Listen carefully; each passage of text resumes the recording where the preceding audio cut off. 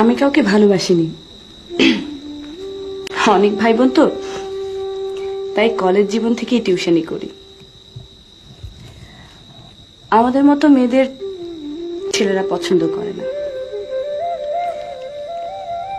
তোমরা ভালোবাসার জন্য নরম মেজাও, আর আমরা তো যুদ্ধ করতে করতেই কয় না। আচ্ছা, এবার তোমার কথা বলো, তুমি কেমন মেয়ে পছন্দ করো?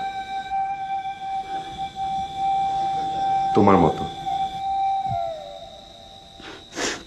কই, তোমার ডায়েরির কোনো পাতায় তো আমার কথা লেখা নেই। ডায়েরি জুড়ে শুধু ক্লাসের রুটিন আর রেফারেন্স।